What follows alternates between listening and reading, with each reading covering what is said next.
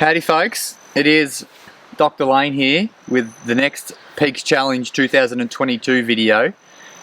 I'm not alone this time for once. Instead of me sitting in front of a camera and talking to an inanimate object, I've got Lisa Jacobs with me. Hi. If you don't know Lisa, she is a national champion, cyclocross national champion, ex-road racer, racing overseas, doing all sorts of things. Everything that we all aspire to be as cyclists. But she's also a mother of two, full-time worker, and you work with the Amy Gillett Foundation? I do, yeah. What's your new role there? I'm chairman. Chairman of the Amy Gillett Foundation. And I've got her on board because I needed a bit of a role model for all you ladies that might be thinking about doing Peaks Challenge next year, because I want Lisa to try and con you into coming along. So Bicycle Network is all about trying to get a 50-50 balance between males and females at this event. And we're getting better over the years. I actually don't know what the percentage breakdown was last year, but we were getting closer because we had the 100-kilometre event. But this year we want a 50-50 balance for the big 235-kilometre loop. So Lisa's my role model to try and prove to everyone that it's completely doable to train for Peaks Challenge and to be able to get around it while you're juggling work and kiddos and everything else that goes on. And Netflix. Netflix. Not really. I don't actually watch Netflix, but yeah, juggling everything. I think that's an excellent name. And it's a name for me too. I'm really looking forward to it. Yeah. I think give me your three best tips as to, I guess for starters, 235-kilometre ride. Does that scare you? It's a big ride, I have to say. It's like I've done rides that have been that long, but not with that amount of elevation. So I'm really excited about taking on that challenge, because you know that like with all big challenges, you know that you can work up to it and you can do it, and it's just a matter of how long it's going to take and how you'll feel and I don't know, I think the idea of doing something like this really excites me. I think that's a good... When I called you up, I was like, I think Lisa's going to be a bit apprehensive, but then she's going to realise it's going to be a cool venture. Because Peaks Challenge is something that you tell your friends about, that you've done it and you made it through, and they're like, you did what? Yeah. So it is good. Yeah. I think, I know it's hard, so you work full time and you've got lots of things on. What's your tips you're still pretty active on the bike these days? I do enjoy riding. I think it's it's all about balance, right? Like, so riding is really important for my mental health. It's important for staying fit. I find I work better when I ride, like all those it's really essential to my well-being. So it's a non-negotiable that I ride. I think the thing is, how much do you ride? And in leading up to a ride like this, I think it's a great excuse for me to be able to ride more. There's a good one. No one wants to be at home. Get your other half to look after the kiddos. I've got a training program to get done. I've got to do it. But seriously, I think, my partner's amazing in that he looks after the boys a lot, and which he's doing right now as we speak. And we do it as a team. So I think we each have different things that we might want to make time for or prioritise during the year. And what I love about selecting a challenge, and I did one earlier this year, was you set it and you actually can carve out some sort of me time, something that is solely for you, that is something that you do just for enjoyment, and then you can as a team make it work with the family. But it certainly means, you have to, I think, be pretty organised to make it work. I think organisation is key. And remember that you got training programs, so they help with the organisation. That's the great thing. So I was an elite and professional rider for 10 years, and the best thing about that was just having the structure of a program, because it kept me accountable. I knew that there was someone else who had expertise, who was managing me to be in shape for a particular event. But it also meant that I didn't have to think about things. Like I could look at my program and I knew what there was that I needed to do for that day or for that week. And that took a lot of the stress and the unknown out of it. So I really, I think of all the things that I enjoy about, leading up to an event, I actually really love a structured training approach. But different people like different things. Yeah. I'm not one of those structured approach people. I ride bikes a lot. Most people know me because I have a great job cycling coach and I can just ride my bike as much as I want. And these people that cram like moderate amounts of riding into their already busy weeks amaze me. Yeah, I think that is you and most people doing Peaks Challenge. I think as well, like women take on a lot. Like they often take on a primary carer role if there's children. A lot of women do that as well as having demanding jobs. There's, you know, other things in life that that take up a lot of time, and I do a lot of extra sort of curricular out of work stuff with the Amy Gillett Foundation. But I think, like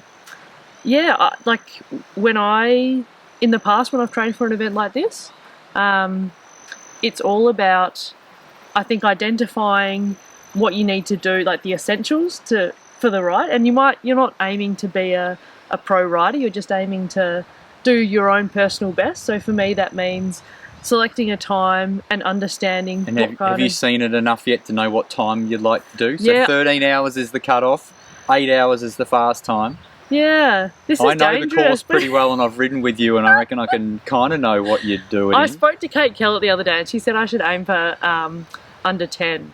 So I thought I might try to aim for under 10, but to do that I think I need to minimise the snack stops. That's where I could come undone. Yeah, I quite like a good snack The bad stop. thing about me in the 8 hour group is we pull into the snack stops or the rest aid stations and I'm in and out of there in a second. I'm like, but there's rolls and there's food and I'm out again. But if you've got a bit more time up your sleeve, it's a good experience. Yeah, I'm really looking forward to that.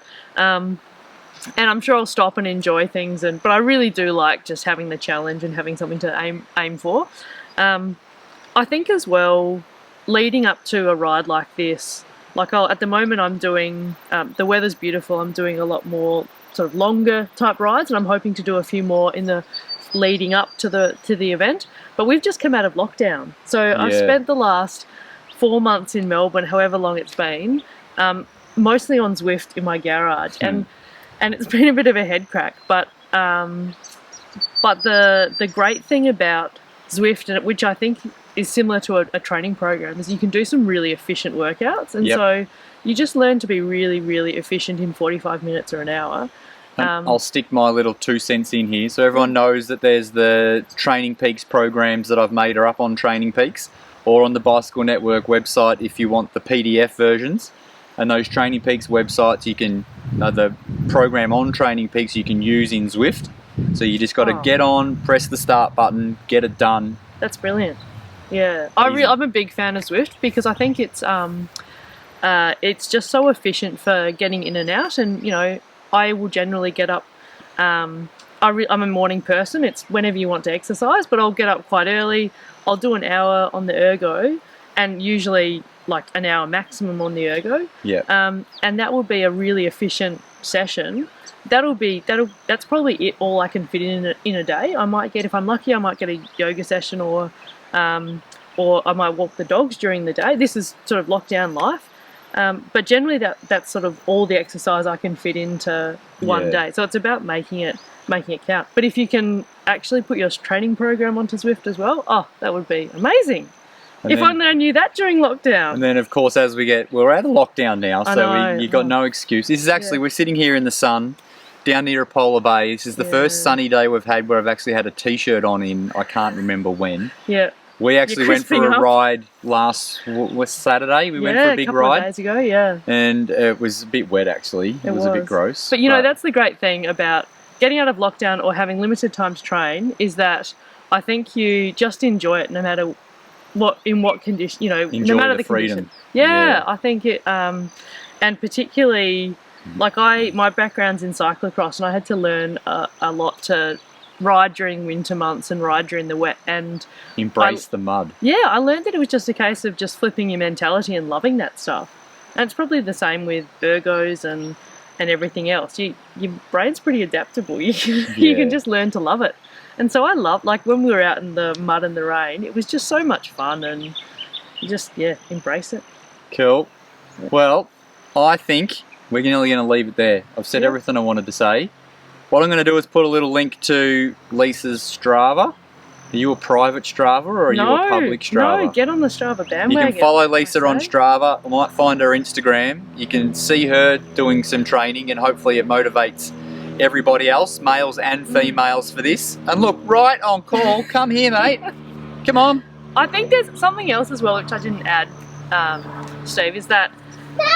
Here he hey, is. buddy. We'll sneak our last tip in. I think you just can't be too hard on yourself. Like, life gets in the way and family gets in the way, and that's the most important thing of all.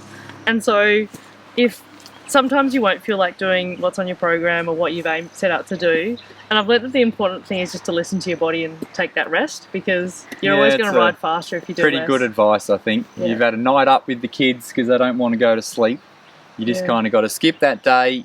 That's it. And get on to the next one. Yeah. Cool. Well, thank you very much. Thank you. We're having I'm pizza pumped. for dinner. Lisa's cooking us pizzas. I'm excited. Yeah, I think Albie's cooking us pizzas, aren't you, Al? No, I'm not. Okay. No, he's not. Oh, All right. Well, thanks, folks. So next, remember, early bird entries, I think, close on the 28th of November. Remember, the training programs officially start on the 22nd of November. Now that lockdown's over for Melbourne and a couple of other states, and the weather's getting better, we are starting to organise all of our Bicycle Network training rides. Check the website for all of those dates and details, and I'll see you next video when I've got another guest. I think it's going to be Paul Vanderploeg. Oh dear. And we're going to try and talk you into maybe getting up for a bit of a training camp or something like that to see the high country region and get a bit of tourism back in the area. So I'll see you next video. Thanks for watching. See ya. We're so pros at this. Oh, Aren't we, mate? well done. That was great, Alb. You did so well. Mum, I had a 10. You did. Mate, that was perfect.